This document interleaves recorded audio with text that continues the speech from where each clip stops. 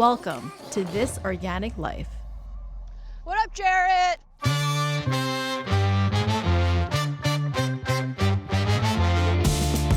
I've actually never been to Glynwood Farm in the summertime. I've only been here in the dead of winter, where it's like the saddest time on any farm. Since the last time I saw you, we did a parsnip and carrot exchange on like the side of the road in Cold Spring. Do you remember that? Yeah, I remember that. Do you actually want to just be a drug dealer? I deal the good stuff.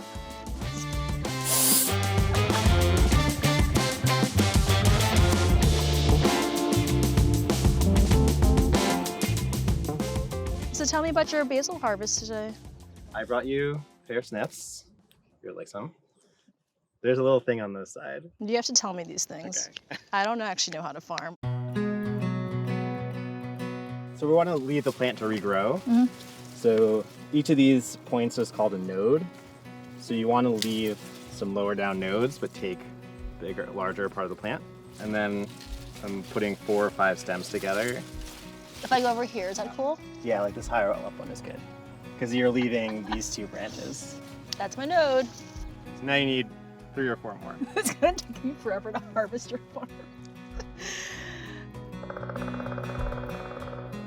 Jared, does it matter what time of day you harvest these? It matters a lot. During the day, they absorb heat. That heat will stay with them, and they won't be able to pull up water to hydrate themselves, and they'll just wilt immediately. We always do basil or other leafy greens first thing in the morning.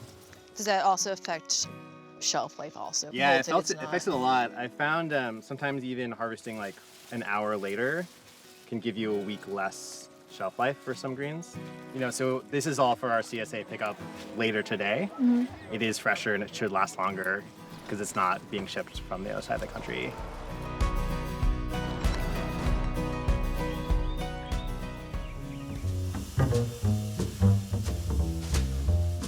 No matter how hard you try, like things are just never gonna go perfectly. Insects and diseases and weeds that you can't control at all. So many things that can happen with weather, and for everything that doesn't go well, there are a lot of crops that do go well. And we're growing 60 different things here, so sometimes I just like to go look at some of the things that are doing well. Do you take it personally as a farmer that something doesn't grow well? Yeah. And we pour so much, sweat and hard work into everything. Definitely feels personal when it doesn't go well. But it's not like the weather is intentionally doing it. Sometimes it does feel personal with the weeds and insects, though. They're like, Jared tried killing me last season. Yeah, exactly. They conspire. Well, okay, so that's why like farmers like to rotate their crops into different fields, right? Yeah, so, a lot of bugs, their eggs will be in the soil and hatch out the next year. So then if the crop's not there for them to eat it, they'll sort of have nowhere to go and won't be able to survive. So we have 7 fields up here. So we're able to basically do like a 5-year rotation. Things aren't really repeated in the same spot. Basil would be somewhere over here again in 5 years. Yeah, rotating crops really helps. If you keep the cookie jar in the same spot, you're gonna take the cookies. But if you move it around, it's harder to find.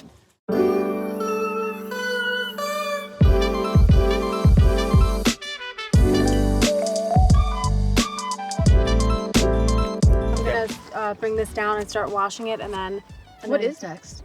fennel, I believe. I love fennel. So the greens, we just try to get out of the heat as quickly as possible and into some water if they need to hydro cool, or into the cooler so that they don't start to wilt. So time. Gotta get on that. Yeah. Okay, let's go to the fennel. Me and you, we're going to the fennel. Can I try pulling a fennel out? Yeah.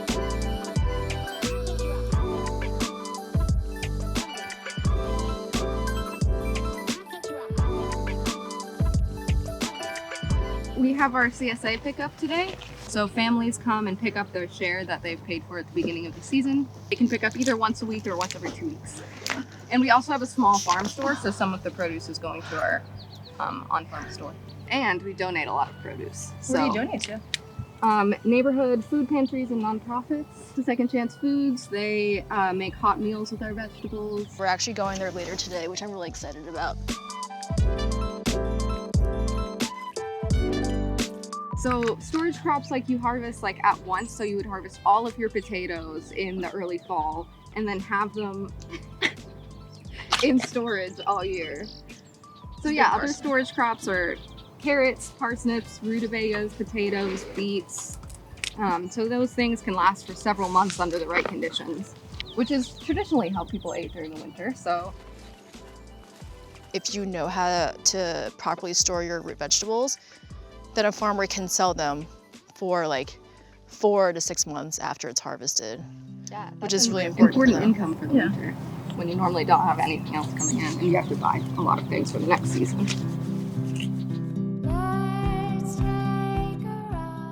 We have cows, sheep, broiler hens, chickens, and then we do turkeys for Thanksgiving, pigs. I think there are cows over there. They're around, they're grazing. If you're going to eat meat, I think you should eat meat from somewhere like here. Yeah, I mean, I've had the meat here. It's magical.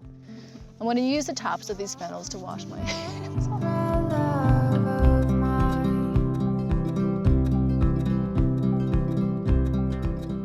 Hey. How's it going? Oh, good. I'm Wen-Jay. Hey, it's nice to meet Nice you. to meet you. These babies are so excited to see you. Yes, they really are. They might move a little quickly at first. If you ever feel nervous, just run out of the way. Like, that's the biggest thing. But I mean, they're all pretty nice. Yeah. Just the ones with the horns seem a little scarier than the others, and they're gonna be in front, so they'll be with us. We move our cattle every day. We're using cattle and other ruminants as tools in doing that. The cattle are coming in and they're grazing, releasing like nitrogen and phosphorus through their manure.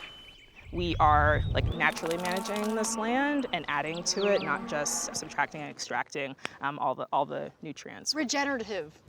That's the word, regenerative. Yeah, exactly. Regenerative.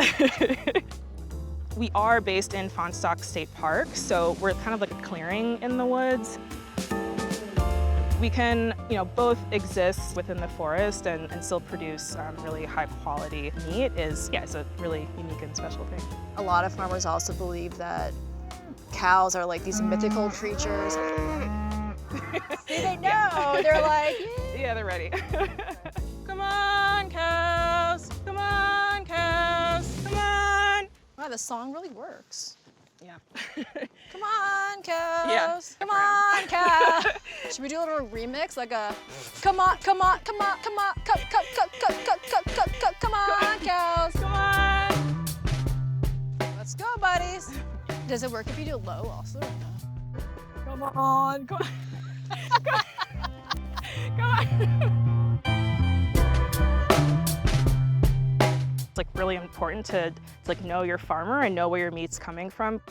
You're actually seeing what's happening and like the person that's raising the animals. So we're really trying to underscore that welfare comes first in our operation. We're trying to give the animals like as much love and respect as possible while they're here because they're going to be feeding us.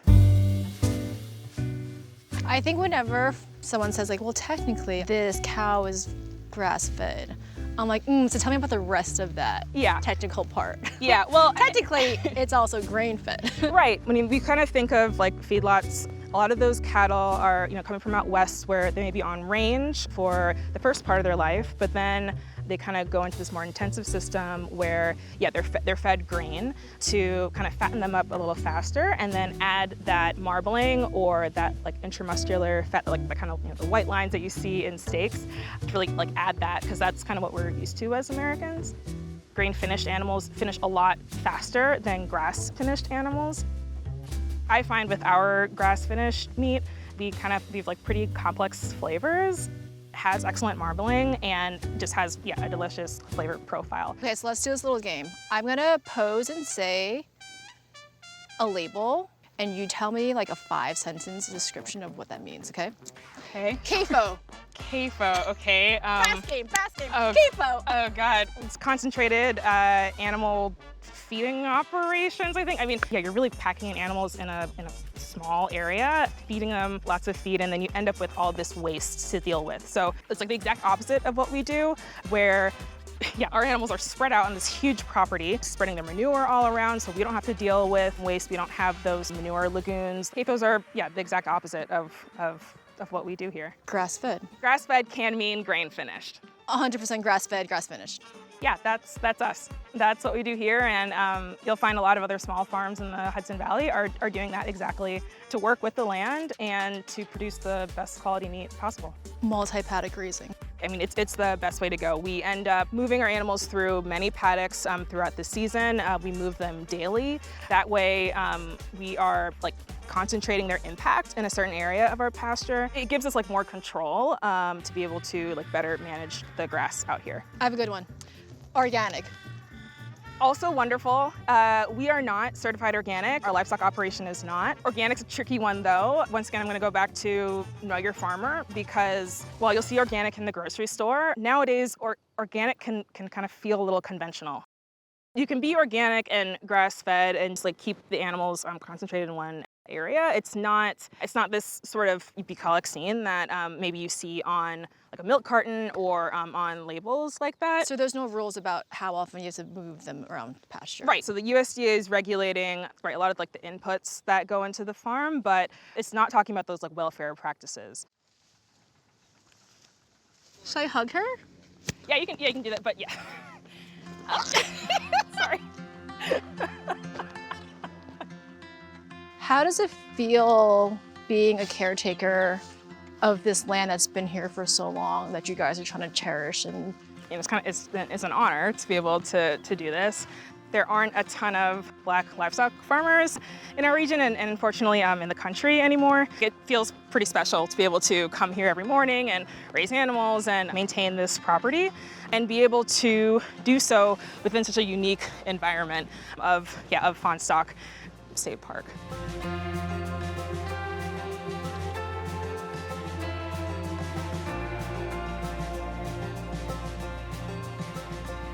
Growing up, I never assumed a farmer was an occupational option for me.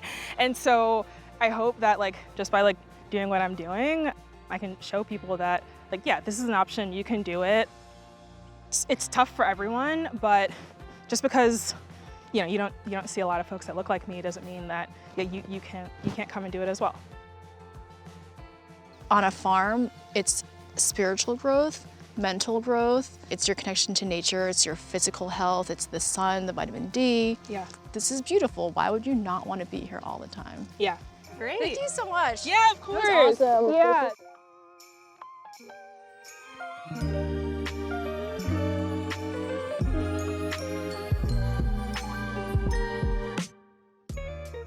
This field is a no-till field.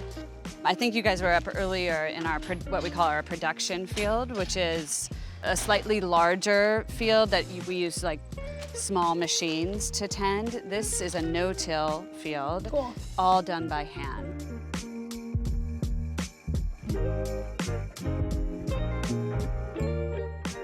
I've been on panels with farmers and soil scientists where it's gotten a little heated about, do you till? Do minimal till? What's the best for the farm? What's the best for the nutrients of the soil? So no-till is a great option if you don't have a lot of land. You notice all of the vegetables are pretty closely and intensively grown. It also doesn't, because you're not tilling, you don't need a lot of equipment or capital, so it's good for new entry farmers. So this field is worked completely by hand. Tilling is the practice, you've seen it a zillion times, where a tractor goes and breaks up the soil and turns it over. The theory is that that's breaking up root systems, that is disturbing the micronutrients that are in the soil. So a lot of farmers who want to grow more regeneratively want to really think about the health of their soil and giving back to their soil instead of an extractive process that really underscores most of the conventional farming in this country. The less tillage, the better. And part of that is how much compostable material that you bring back? Yeah, that's the other requirement. It needs a lot of compost. So here on our farm, we also raise animals, and so we have easy access to compost that we use.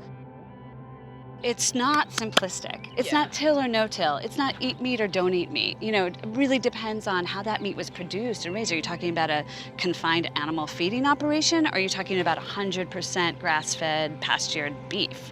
That is a world of difference for your health, for the environment. Bottom line is, how are you tending the land that you steward.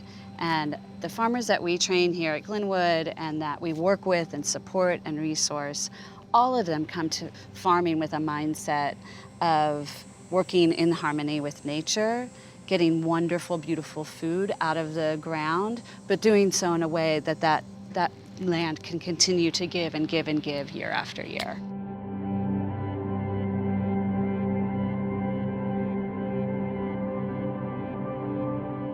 This is food sovereignty. This is giving everyone a voice about what kind of food and what quality of food and what kind of landscapes we want to see in our communities. Yeah, because it feels more like power to the people. Yeah. If you want to eat well, this is for you. It doesn't have to, you don't have to look a certain way. So when the farmers harvest, they basically take it over here. We call this area the wash pack because you wash and pack the harvest. It's not just about washing it, it's about how you're storing it. If you don't have it stored in a container that has good airflow, it can rot.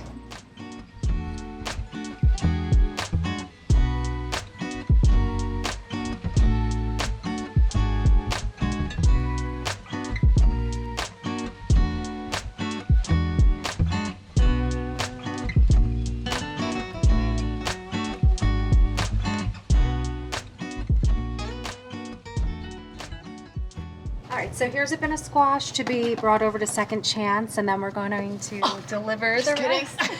Oh my God, I'm so excited about this. I can't wait to tell you what we make with this. Oh, wonderful. And thank you so much for bringing it over. And once the rest of the produce is packed up, we'll have somebody send that over. Cool. Farmer Strong. It's Farmer Strong. Thank you. Bye.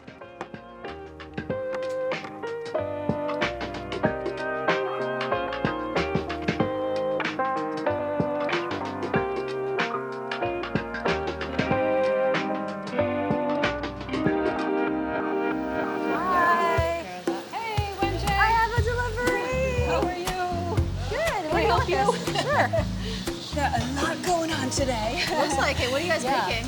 We are making a macaroni and beef casserole. We're gonna add some kale in there. It's not in the original recipe, but if we chop it up really fine, people don't even know it's You there. have to hide kale almost all the time. Right. No matter who's eating. Yep, but it's good extra nutrition, right? Let's see, we're making stuffed zucchini. Of course, it's zucchini season, so we gotta make it 50 different ways. Of course. We're making lamb 3 ways.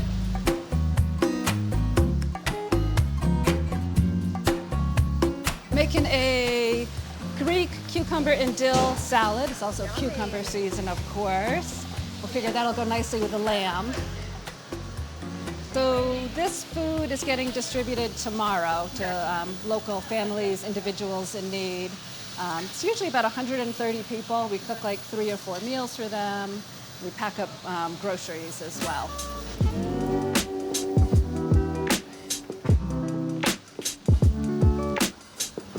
We have literally hundreds of people who volunteer with us every year. Yeah. I know where the summer squash is from. I just carried it. Right, yeah. From Glynwood, yeah. Yep, Glynwood was our very first farm partner when we started doing this.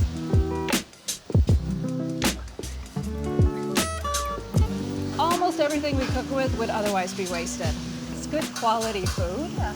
It's, there's nothing wrong with it. It just got close to its sell-by date and they put it in the freezer and, and now we're cooking. It smells amazing in here. Good. That's the whole point for us, is like we want to create food that would be proud to serve people in our own homes. We start making now. What can I help you with? I pulled out these big hotel pans so that we could start mixing up ingredients. I tell people that I've been a CSA member for many, many years. Yeah. And so when you get in your share the rutabaga or the kohlrabi or the vegetable you had never seen before, just learn how to cook with it. I think CSA members are some of the best cooks in the world. Yeah, in food rescue you have to be flexible and resourceful. I went to a conference one time and they were talking about why do some farms just leave vegetables out in the field? Yeah, So I mean that's the #1 cost on a farm is your labor. Yeah. So it's more economical for them just to leave stuff out in the field. And farming's just so unpredictable. that you have to grow more than you think you're going to sell in case there's crop failures. And yeah, so I think the number is like 300 billion pounds of produce is left in farm fields every year in the U.S. It's so crazy. Yeah. I don't think I had picked up that you opened a cafe. But yeah, we just opened up a market and cafe in Carroll Gardens, Brooklyn. Oh, nice. It has a Chinese farm-to-table menu. It's all like my childhood favorite dishes. So it's like my recipes using local ingredients. And it also doubles as like an event space.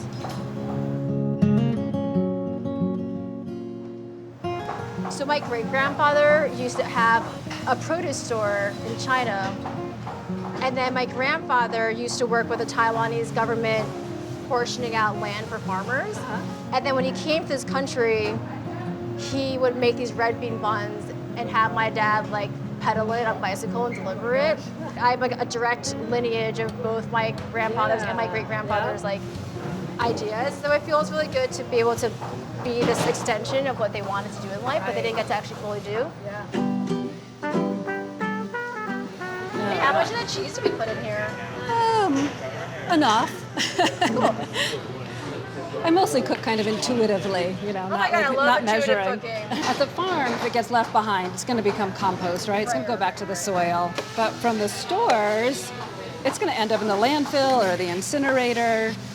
Reducing food waste is the third most impactful way to reverse global warming. So we've got this issue where we can cover like 3 things all at once: global sustainability, food justice, and human health. We can save the planet and save people at the same time. So I saw that Eric just took a bunch of trays of food that you guys were cooking. Where were they going? He is headed down to Peekskill. It's a small city in Westchester County, and he's bringing it to the Salvation Army there. They do a daily soup kitchen at noon. Every soup kitchen has a little teeny tiny budget to try to feed people, and so this eases their budget a little bit. That's so beautiful.